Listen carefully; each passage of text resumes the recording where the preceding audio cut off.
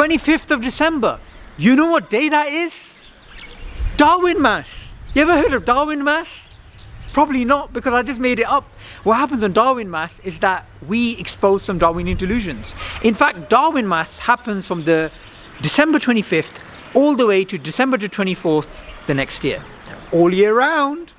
So today we're going to speak about a special kind of delusion, the peppered moth example. The peppered moth example was the prize horse of evolution, according to Jerry Coyne.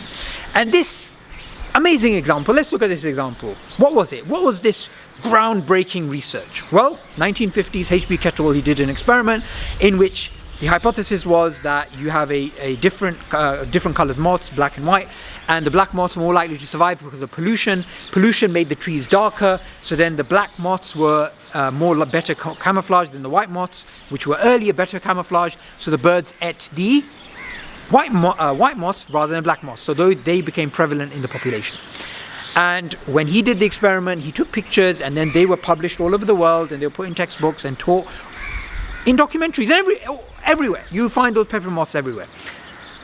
So not quite underwhelming as an experiment, quite like, okay, it's just change in frequencies. Okay, fine, change in gene frequencies. Anyway, this prize horse, which H.B. Kettlewell claimed this was a confirmation of Darwin's life's work.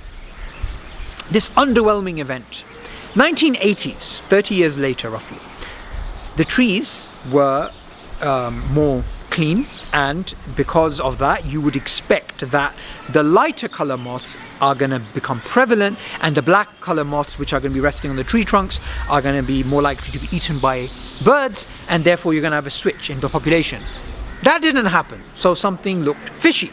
So biologists went back and looked at the story, and what they discovered is moths don't actually rest on tree trunks. They actually rest in like higher places, so it doesn't really make a difference that much in terms of prey and whatnot. So the story just turned out to be a bit fishy. So when they went and researched this a bit more further, they discovered Kettlewell had been a bit of a naughty boy. He'd actually glued the moths onto the tree trunks. So not exactly natural, is it? So that slight intervention obviously made this experiment very embarrassing.